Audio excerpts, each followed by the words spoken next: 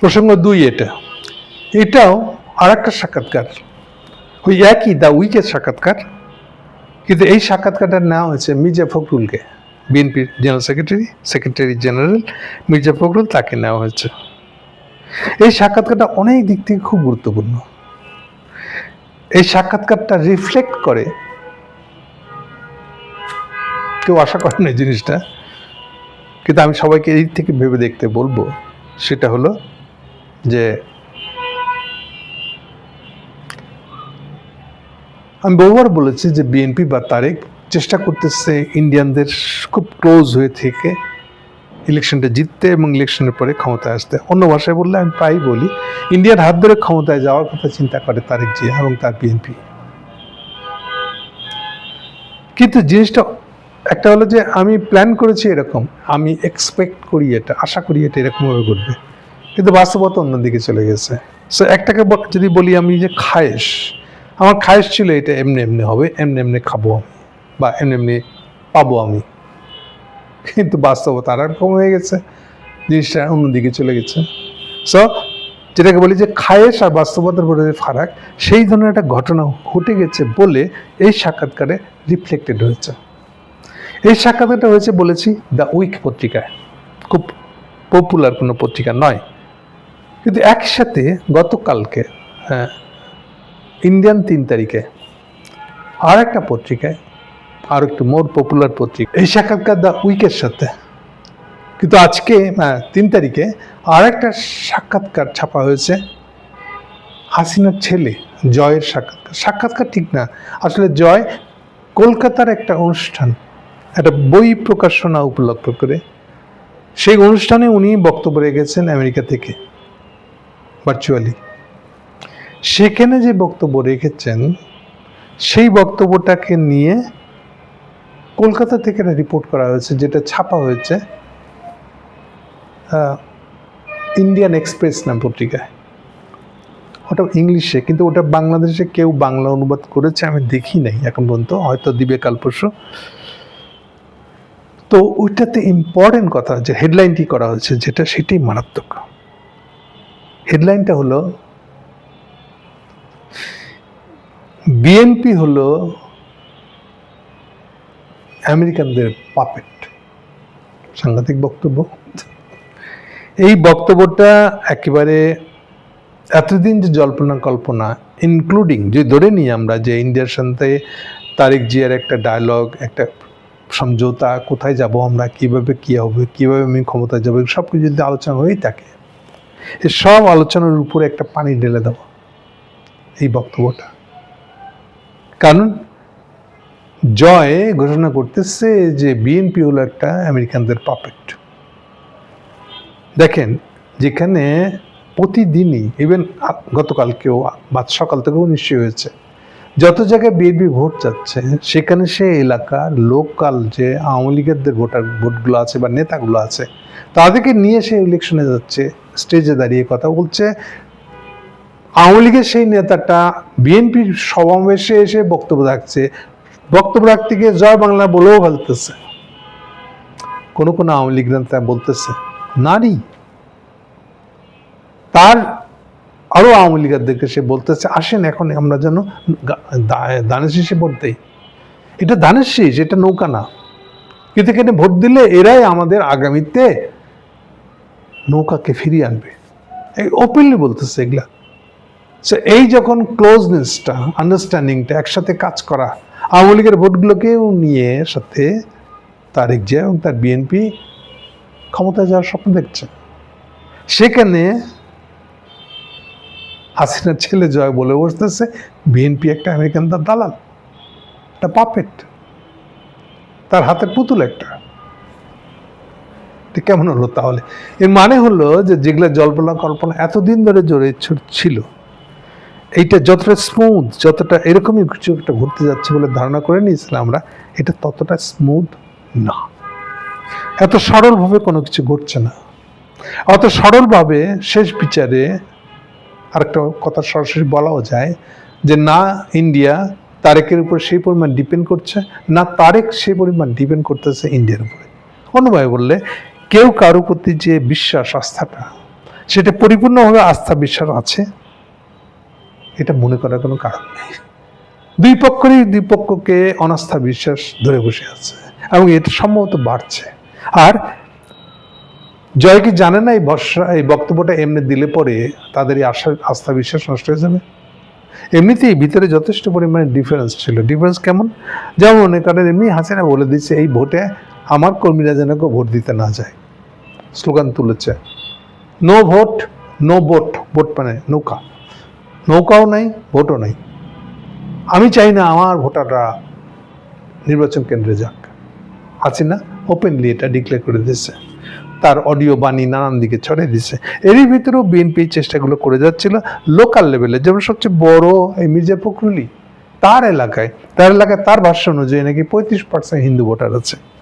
সে নিজেই অন্য একটা কোথায় বলতেছিল এই ভাষ্যটা। সেই কারণে সে হিন্দু ভোটারদের নেওয়ার জন্য আওয়ামী লীগের তো সমর্থন করা শুরু করেছে, তার এলাকায় যাচ্ছে তাই ভাবে, কোনো ধরনের বাধা বিধি নিষেধ কিচ্ছু মানছে না। সেখানে আজকে এই অবস্থাটা এই বক্তব্যের পরে এটা নিশ্চয়ই একটা বিরাট ইম্প্যাক্ট ফেলবে। এই পরিস্থিতিতে আমরা এখন এই সাক্ষাৎকারটাকে দেখব। দেখেন হেডলাইন কি করেছে, খুব কড়া। মির্জা ফখরুল বলেন শেখ হাসিনা দীর্ঘমেয়াদে রাজনীতিতে প্রাসঙ্গিক থাকবে না। বাংলাদেশের রাজনীতিতে শেখ হাসিনা প্রাসঙ্গিকই থাকবে না, সুতরাং ইন্ডিয়ার উচিত বাস্তবতা বুঝে কাজ করা। খুবই কড়া বক্তব্য। মানে এটার একটা এরকম মানে করা যায় যে ইন্ডিয়া তাহলে আমরা হাসিনাকে এনে দিব আর হাসিনাই তো তোমাদের আসল পার্টি হবে, আমরা সব ফেলনা, আমরা সব দুধবাগ, এইটা তোমার মনে করা উচিত না। এটি সে বলতে যাচ্ছে আসলে। ওকে, ইংরেজিতে হেডলাইনটা হলো এরকম, India Bangladesh ties should move forward beyond Sheikh Hasina, Mirza Fakhrul. Okay, তাহলে বুঝতে পারতেছেন এইটা কি ধরনের একটা সাক্ষাৎকার হয়েছে। লিখতেছে পতনের পরবর্তী রাজনৈতিক, এটা দি উইকের সাক্ষাৎকার, কিন্তু এটার একটা অনুবাদ হয়েছে সম্ভবত ছেপেছে আজকের পত্রিকা। আমি আজকের পত্রিকা থেকে বাংলায় লেখাটা লিখে নিয়ে আসছি। তারা লিখেছে, আলমগীর বলেছেন পতনের পরবর্তী রাজনৈতিক পতনের মধ্যেই যখন জাতীয় নির্বাচনের প্রস্তুতি নিচ্ছে দলটি, তখন মির্জা ফখরুল স্পষ্ট করে জানিয়েছেন নির্বাচনের পরে, আচ্ছা ওদেরকে প্রশ্নটা করা হয়েছিল যে একটা ঐক্যমঞ্চ সবচেয়ে দলগুলো মিলে একটা জাতীয় সরকার করা যায় কিনা। আগে আপনাদেরকে সাবধান করে দিই, এই জাতীয় সরকারের আইডিয়াটা, এই বক্তব্যটা মাঠে নিয়ে আসছেন কিন্তু ইউনূস সাহেব। এটা অনেকে জানেন না বা খেয়াল করেন না। এটা ইউনূস সাহেবের একটা খায়েশ ছিল, এখন আছে কিনা আমি জানি না। এই যে কথাটা এই জন্য বললাম, এই জন্য যে আমি যতটুকু যা খবর পাচ্ছি প্রতিদিন ইউনূস সাহেব সকাল বিকেলে অবস্থান বদলায়। সকালে যদি মনে হয় যে বিএনপিকে জিতাবে, তো বিকেলে মনে হচ্ছে না জামাতকে জেতানোই ভালো হবে।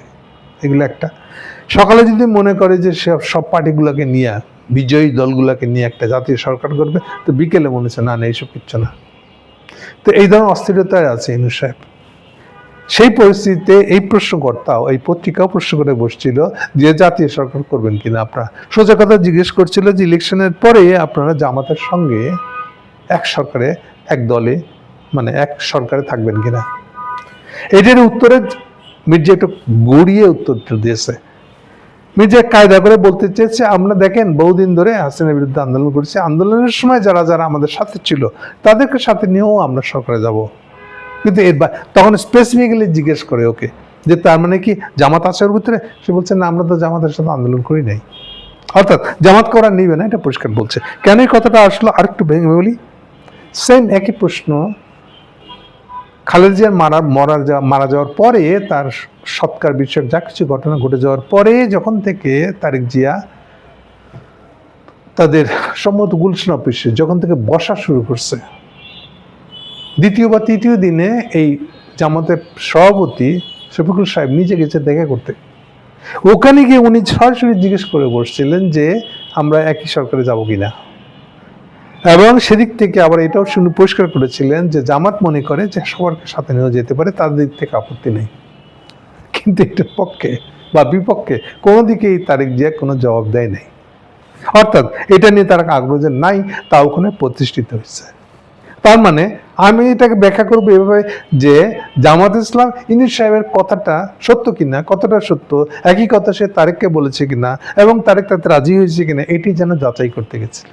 এবং উনি যে মেসেজটা পেয়েছেন তা হলো যে তারেক জিয়া ইউনূস সাহেবের মেসেজটা নেয় নাই।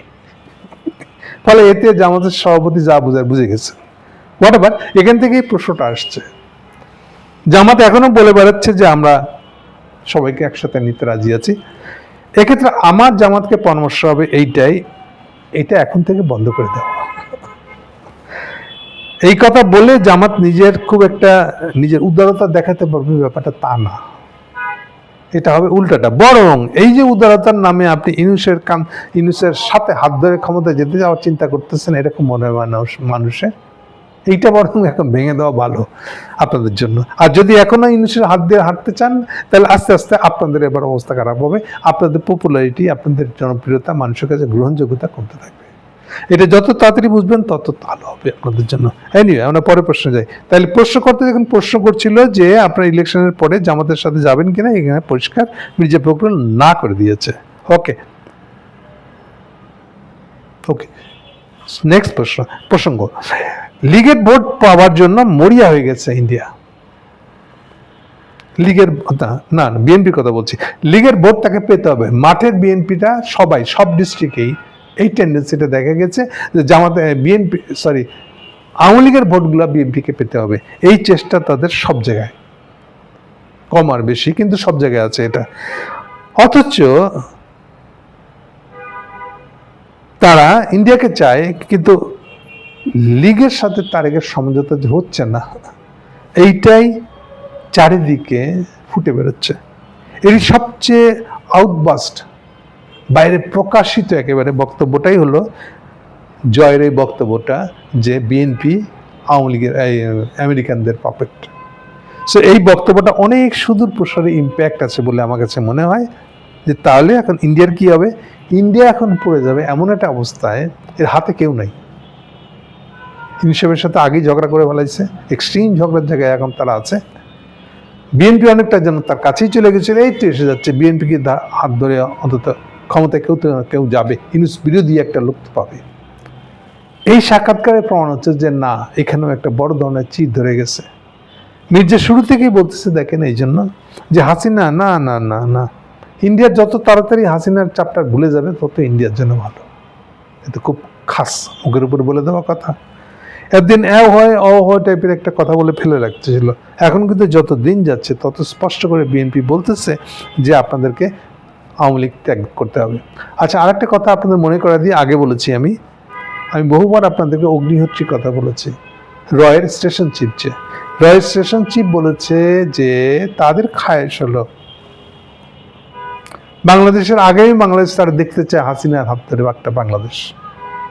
কারণ হাসিনা তাদেরকে যে সুখ দিয়েছে, যে সুবিধা দিয়েছে, এটা আর কেউ দিতে পারবে বলে তারা বিশ্বাস করে না। বিশেষ করে ওদের ভিতরে আবার দুইটা ভাগ আছে এটা নিয়ে। অগ্নিহোত্রী এবং অজিত দোভালরা মনে করে তাদের হাসিনাকেই চাই। এখন হাসিনাকেই চাই কেমনে করবে সেটা দেখা যাবে পরে, কিন্তু এই চিন্তাকে কেন্দ্র করেই তারা আগাইতে চায়। যেমন হাসিনাকে এখন করতে গেলে যেই পরিমাণে মামলা হয়ে আছে, খুনের ফাঁসির অর্ডার আছে তার নামে, এগুলোকে তারা বিক্রি করে। তারা মনে করে এগুলো কিছু না, একবার ক্ষমতা আসতে হলে সব ঠিক করে গেলাম। কেমনি করবে না করবে এটা জানে না। এটা হলো অগ্নিহোত্রীর লাইন আসলে। আর শর্ট লাইনটা হলো আমাদের জয়শঙ্করের লাইনটা, যেভাবে আচ্ছা বিএনপির সাথে খাতির করে মোটামুটি ক্ষমতায় আসতেই হবে। এখন দেখা যাচ্ছে যে জয়শঙ্করের লাইনটাও কাজ করতেছে না। ফখরুল সেই ইঙ্গিতই দিচ্ছে যে তোমাদের যত বেশি আগ্রহ থাকবে আওয়ামী লীগের প্রতি, আমরা ততই তোমাদের থেকেও দূরে সরে যাবো, তোমার সাথে থাকবো না। সো এই সাক্ষাৎকারে সেই জিনিসটা স্পষ্ট হয়ে গেছে। ওকে, সেই জন্য বলতেছে নির্বাচন পূর্ব বা পরবর্তীতে জোট সরকারের সম্ভাবনা সে কমপ্লিটলি না করে দিচ্ছে, যে না, জামাতের সাথে নেওয়া যাবে না। আচ্ছা, একই ধরনের প্রশ্ন করেছে ওরা প্রশ্নকর্তা যে তাহলে বিএনপির সাথে আপনারা এনসিপির সাথে আপনারা জোট করলেন না কেন আপনারা বিএনপি? এটার জবাবটা খুব ঠান্ডা মেজাজে দিয়েছে সে, যে যেহেতু এনসিপি অনেক বেশি সিট চাচ্ছিল এবং আমাদের কাছে মনে হচ্ছে তাদের এত সিট তারা পাবে না, এবং এত সিট তাদেরকে ছেড়ে দেওয়াটাও বোকামি হবে, কারণ এখানে কেউই জিততে পারবে না। ফলে সেই জন্য হয় নাই। আসলে খুব খুব খুব খুব ট্যাকটিক্যাল এবং খুব ঠান্ডা মেজাজে কোনো ধরনের বিবাদ, এনসিপি সম্পর্কে কোনো খারাপ কথা না বলে সে প্রসঙ্গটা পার হয়ে গেছে, সেদিক থেকে ভালো বলতে হবে আসলে, ঠিক আছে। কিন্তু এবার আওয়ামী লীগ না জিজ্ঞেস করেছে তাদেরকে যে আওয়ামী লীগ তো এবার নির্বাচনে অংশ নিচ্ছে না, সেই জন্য কি এবার নির্বাচনটা একটু আলাদা? খুব ট্যাকটিক্যাল প্রশ্ন, খুব আক্রমণাত্মক প্রশ্ন না কিন্তু। এইটার উত্তর দিতে গিয়ে মির্জা ফখরুল সাহেব ধরা খেয়ে গেছে। কেন? প্রথমত সে বলতেছে আমি এর উত্তরটা নিশ্চিতভাবে বলতে পারছি না, so you are not fit for that, আপনি যোগ্য না। এর মানে হলো আপনাদের আওয়ামী লীগের কথা শুনলেই এই যে প্যালপিটেশন শুরু হয়ে যায়, হ্যাঁ বলবেন না বলবেন। আওয়ামী লীগ নিষিদ্ধ করতে আপনারা আছেন না, জনগণ বিচার করবে, মানে আমি বিচার করতে পারছি না। এই যে আপনার হয় যে অবস্থা, এই জায়গায় এসে আবার আপনি ইন্ডিয়ান মন জোগানোর চেষ্টা করতেছেন।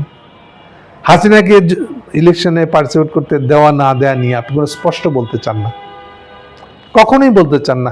এর আগে বরং এইভাবে বলেছেন কোনো দলকে নিষিদ্ধ করা আমার কাজ না, মানে বিএনপি আওয়ামী লীগকে নিষিদ্ধ করবে না, এটি তো বলতে চাচ্ছেন উনি। এখনো তাই করছেন যে আওয়ামী লীগ ইলেকশনে পার্টিসিপেট করলে বা না করলে এটা কি এটা একটা আলাদা নির্বাচন হচ্ছে, উনি বলতেছে আমি নিষিদ্ধ। মানে এই নিয়ে কোনো সব স্পষ্ট আমার মনে যা আছে সেই কথা আমি বাইরে প্রকাশ করবো না। সো প্রশ্নটা এমন প্রশ্ন তাকে বেকায়দা ফেলাই দিচ্ছে, এটা অবশ্যই বলা যায়। আবার দেখেন মুখে কিন্তু বলতেছে যে ইন্ডিয়া তুমি কিন্তু আওয়ামী লীগকে হাত ছেড়ে দাও ভাই, আওয়ামী লীগের সাথে কিন্তু আমার কাছে আসতে পারবো না। তো সার কথা হলো এইখানে মির্জা ফখরুল সাহেব বোল্ড আউট হয়েছে। আওয়ামী লীগের অনুপস্থিতিতে নির্বাচনে কোনো বড় প্রভাব ফেলবে না বলে মনে করি। এইটা আবার কমপ্লিটলি হাত দিয়ে ফেলাইছে কিন্তু, যে আওয়ামী লীগ, অথচ সে নিজেই তার এলাকাতে বলেছে আওয়ামী লীগ ভোট নেওয়ার জন্য, আওয়ামী লীগ ভোটারদের ভোট নেওয়ার জন্য আগে বলেছে। উনি নিজেই বলতেছে 35% হিন্দু ভোটার নাকি ওখানে আছে, এটাও বেশি হয়ে গেছে। এটা এত বেশি হওয়ার কোনো কারণ নেই, বাংলাদেশের কোনো কনস্টিটিউয়েন্সিতেই এত ভোটার নাই। 25 খুব সাংঘাতিক বড়, এত দূরে উঠবে কিনা আমার সন্দেহ আছে। যেখানে 8% হিন্দু বলা হচ্ছে, সেখানে কোনো একটা কনস্টিটিউয়েন্সি যদি 25% হিন্দু ভোটার থাকে, এটা অনেক বেশি। তো সেটাই তো নাই এখানে, উনি এটাকে আরো বাড়ায় বলতেছেন 35। এবার 35 যদি হয় তাহলে কথা বলার সময় উল্টা বলতেছেন কেন? সো একদিকে বলতে নিশ্চিত বলতে পারেন না, আবার কাছে যাচ্ছে আওয়ামী লীগের ভোটারদেরকে বলছে আমরা জিতলে পরে কিন্তু তোমাদের যার যে বিরুদ্ধে যা মামলা আছে সব প্রত্যাহার করে নেব। এই যে একবারে বলা চোর ছাত্র নির্বিশেষে আপনি কমিট করতেছেন কেন যে সবার মামলা উজ্জ্ব করে দেবেন? যত খুনের মামলা আছে, 1400+ হত্যার মামলা আছে, সেগুলোকে আপনি উজ্জ্ব করে দেবেন? এটাকে আপনার ইচ্ছাই হবে? এই জন্য বলতেছে যে আপনার প্যালপিটেশন শুরু হয়ে গেছে আসলে। হ্যাঁ রে, এগুলা মানে মনের কথা আর প্রকাশ্যে বলবার মতন কথার মধ্যে ফারাক তাদের আছে, এখনো শয়তানি করে যাচ্ছে ওরা বেসিক্যালি বলতে গেলে আসলে। হ্যাঁ রে, বাংলাদেশে কেন ভারত বিরোধী মনোভাব বাড়ছে, এটা ছিল প্রশ্ন। এইটার ব্যাখ্যা দিকে স্ট্রেট বলতেছে প্রথমত পানি বন্টন সমস্যা আন্তরিকভাবে সমাধান করতে হবে। মানে কি করলে এটা যাবে? কিন্তু এটা ভিতর দেশে ইনডাইরেক্টলি বলে দিচ্ছে যে ইন্ডিয়ান যে ট্রিটমেন্ট বাংলাদেশের সাথে, হাসিনা 15 বছর সে পানি বিষয়ক কোনো সমাধান করে নাই, আমাদের সীমান্ত হত্যাকাণ্ড বন্ধ হয় নাই, কোনো সভ্য সমাজের কাছে এটা গ্রহণযোগ্য না।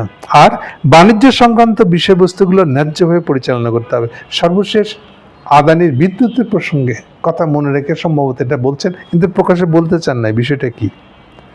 সো এতে কি হয়েছে? দুই দেশের মধ্যে প্রতিক্রিয়া সৃষ্টি হয়েছে। সার্বভৌমত্ব, আত্মমর্যাদা, পারস্পরিক আস্থার ভিত্তিতে অবলম্বে সংলাপে বসে এগুলো ঠিক করা উচিত। মানে যেহেতু ভোটের আগে এখন স্বীকার করতেই হচ্ছে যে এগুলো একটা প্রবলেম, আর সারা বাংলাদেশ জুড়ে একটা অ্যান্টি ইন্ডিয়ান সেন্টিমেন্ট তৈরি হয়ে আছে। ফলে এই ভোট যদি তাকে নিতে হয়, অন্তত যদি নিউট্রাল করতে হয়, তাহলে তাকে এই কথাগুলো বলতে হবে, ইন্ডিয়ান দোষের কথা বলতেই হচ্ছে। ফলে এখানে সে লুকায় নাই আসলে যে কি হয়েছে না হয়েছে এই বিষয়ে। আরে হাসিনাকে একটা ফ্যাক্টর এই প্রসঙ্গে উত্তর দিচ্ছে দেখেন। হ্যাঁ অবশ্যই উনি ফ্যাক্টর, তবে তাকে পাশ কেটে যাওয়া যাবে না, ব্যাপারটা ওরকম না। তিনি কি করেছেন? গণতান্ত্রিক প্রতিষ্ঠান ভেঙে দিয়ে ক্ষমতাকে একীভূত করে ফেলাইছেন, এক কেন্দ্রিক করে ফেলাইছেন, সেই জন্য তো ওনার অপসারণ ঘটেছে। কিন্তু তাহলে এতই যদি হবে, হাসিনা যদি এতই দোষ হয়, তাহলে হাসিনা নিষিদ্ধ হবে কিনা, আওয়ামী লীগ নিষিদ্ধ হবে কিনা, এনে কথা বলতে পারেন না কেন? কোনো ক্লিয়ার কাট জবাব আপনার কাছে নাই। সবসময় আপনি মানে ধামাচাপা দিয়ে চলার একটা চেষ্টা আছে। আর ওই যে বললাম এলাকার আওয়ামী ভোট পাওয়ার জন্য আপনার উদ্গ্রীব একটা চেষ্টা আছে, যা খুশি বলার দরকার, যে খুশি কমিটমেন্ট করা দরকার সব কিছু করতে আপনি রাজি হচ্ছেন। এই যে 2 তাল মারতেছেন, এই জন্যই ফাইনালি কি হয়েছে, জয় বলে দিয়েছে যে আপনারা একটা আমেরিকানদের পাচাটা দল বলে। বুঝতেই পারতেছেন এটা 12 তারিখ লাগবে না, এখন থেকেই পরিষ্কার হয়ে গেছে যে ইন্ডিয়ার সাথে বিএনপির একটা দূরত্ব প্রচণ্ডভাবে বেড়ে গেছে এবং পারস্পরিক আস্থাটা সম্ভবত চলে গেছে। এমনটা থেকেও যদি অলরেডি হয়ে গিয়ে থাকে, আমি অন্তত অবাক হব না। Thank you.